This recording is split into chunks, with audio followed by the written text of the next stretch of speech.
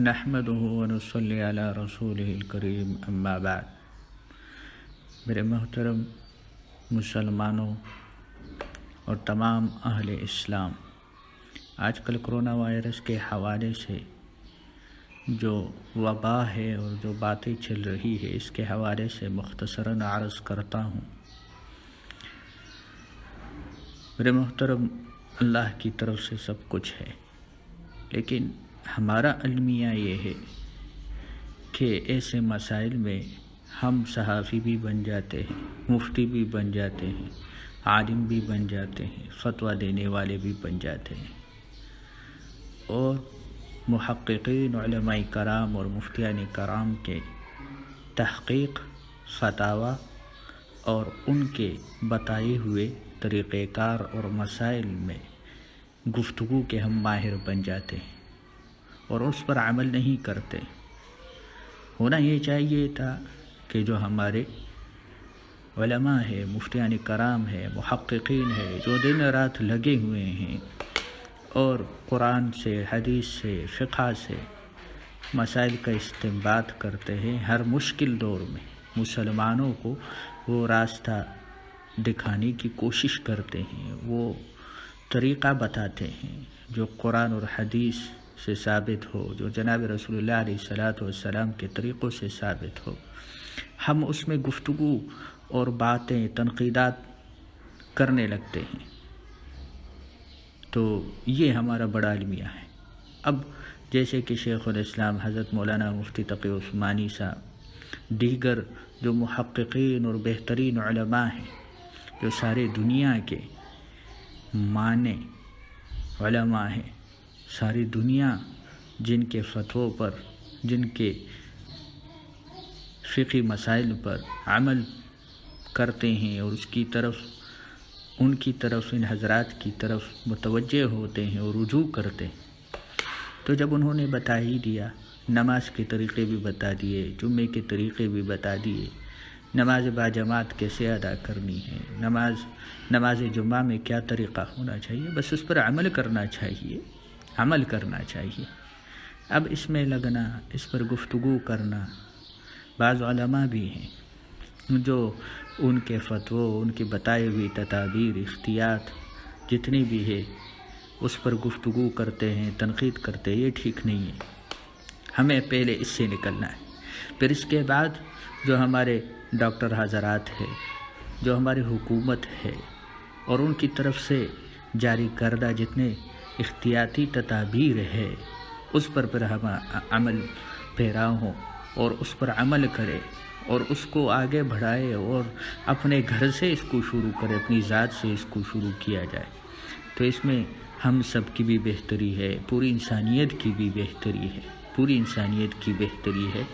یہ جتنے مسائل مفتیان کرام نے، علماء محققین نے بتائے ہیں، یہ ایسے نہیں بتائے کہ بس بیٹھ گئے، لکھ دیے، بیان کر دیے، بلکہ اس کے پیچھے بہت بڑے دلائل ہوتے ہیں، اور ان دلائل کے تناظر میں یہ حضرات آپ کو فتویٰ پیش کرتے ہیں، آپ کو مسائل بتاتے ہیں، آپ کو وبائی امراض کے وقت جو احتیاطیں ہیں ان کو قرآن اور حدیث سے ثابت کرتے ہیں، اور پھر اس پر جب عمل ہو تو اس میں انشاءاللہ ہم سب کی خیر ہوگی، اللہ کی طرف سے اس پر کوئی معاوضہ نہیں ہوگا، پکڑ نہیں ہوگی، اللہ پاک انشاءاللہ بہتری کا معاملہ فرمائیں گے۔ دوسری بات جو عرض کرنی ہے وہ یہ ہے کہ ایسی صورتحال میں جب پوری انسانیت، پوری دنیا ایسی وبا کی لپیٹ میں ہو، تو اس میں ہمیں کرنا کیا چاہیے؟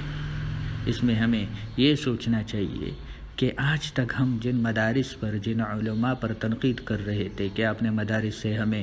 سائنسدان نہیں دیے، انجینئر نہیں دیے، تو میں اب یہ سوال بھی بنتا ہے، کیا جن یونیورسٹیوں نے، میڈیکل کالجز ہے، ان میں جو تیار کردہ لوگ ہیں، کیا انہوں نے آج تک ایک ویکسین بنائی ہے؟ یہ سوال ان سے بنتا ہے۔ چہ جائے کہ مدارس پر اعتراضات ہو، علماء پر اعتراضات ہو، ہم پوری طرح الحمدللہ تمام مدارس، تمام اہل مدارس، تمام وفاق المدارس کے جو جتنے شیوخ ہیں، ان کے بتائے ہوئے ایک پیغام پر ایک ہی رات میں ان کی میٹنگ ہوئی، اور میٹنگ کے فوراً بعد کل صبح تمام مدارس بند کر دیے گئے پورے پاکستان میں۔ ان کے بتائے ہوئے تدابیر پر ہم عمل پیرا ہیں، اور امید رکھتا ہوں انشاءاللہ تمام مسلمان، تمام علماء، تمام لوگ اس پر عمل کریں گے، اس میں ہمارے لیے بہتری ہے۔ اب یہ بات نکالنا کہ توکل کے خلاف ہے، اصل میں ہم توکل کا معنی ہی نہیں سمجھتے۔ توکل کا معنی وہی ہے جو ہمارے حضرات نے بتا دیا کہ پہلے تدبیر ہو، پہلے احتیاطی تدابیر ہو، پھر اس کے بعد اللہ پر بھروسہ ہو کہ اس کے بعد بھی اگر کچھ ہوگا،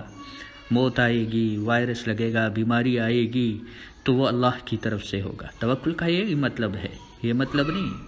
اس لیے تو اگر ہم قرآن اور حدیث میں نظر کریں، نوح علیہ السلام کے واقعہ کو دیکھیں کہ اللہ پاک نے بتا دیا کہ عذاب آئے گا، پوری دنیا پر آئے گا، پانی کا عذاب آئے گا، لیکن پھر بھی اللہ تعالیٰ نے نوح علیہ السلام کو کشتی بنانے کا حکم دیا۔ تو کیا اللہ پاک بغیر کشتی کے نوح علیہ السلام اور ان کے ساتھیوں کو بچا نہیں سکتے تھے؟ بے شک بچا سکتے تھے، لیکن یہ دنیا دار الاسباب ہے، اس لیے اللہ پاک نے اپنے پیغمبر کو اسباب کے ذریعے سے حفاظت کا وعدہ فرمایا۔ تو یہ سارے اسباب ہے، یہ اسباب اختیار کرنے چاہیے۔ اور بھی بہت سی روایات میں آتا ہے، جیسے نبی علیہ السلام کی مدد کے لیے فرشتے آتے تھے، بدر میں فرشتے آئے، غزوہ خندق میں فرشتے آئے، حضرت جبرائیل علیہ السلام آئے، اس کے باوجود بھی نبی علیہ السلام نے خود جو ہیلمٹ کی شکل میں اس وقت لوہے کا بنتا تھا وہ پہن رکھا تھا، 2 زریں پہن رکھی تھی لوہے کی۔ تو یہ احتیاطی تدابیر کی مثالیں ہیں۔ تو کیا نبی علیہ السلام کو جو اللہ کے حبیب ہے، ان کو اللہ بغیر اس کے بچا نہیں سکتے تھے؟ بچا سکتے تھے، لیکن پھر بھی دنیا دار الاسباب ہے، اس لیے نبی کو بھی اسباب اختیار کرنے کا حکم دیا۔ ہاں، ایک حضرت فرمایا کرتے تھے، حضرت مولانا سعد صاحب اور ہمارے جو دوسرے کابرین ہیں وہ فرمایا کرتے تھے کہ اسباب سے انکار کرنا یہ کفر ہے، اور اسباب پر یقین رکھنا حرام ہے۔ تو اب دیکھ لیجئے، اسباب اختیار کرنے چاہیے، اسباب سے انکار کرنا، یہ سارے اسباب جو ہے اور یہ سارے جو تدابیر ہے یہ اللہ کی پیدا کی ہوئی ہے، اس پر عمل ہو، اس کو اختیار کیا جائے۔ اس کا انکار کرنا اور پھر توکل کرنا، یہ توکل نہیں کہلائے گا۔ اللہ ہم سب کو عمل کی توفیق عطا فرمائے۔ انتہائی احتیاط کی ضرورت ہے، اور یہ کام ڈاکٹروں سے سنبھالا نہیں جاتا، ڈاکٹر بہت کم ہے، اسپتال بہت کم ہے، اس لیے ہم علماء کو کردار ادا کرنا ہوگا، ہم علماء کو میدان میں آنا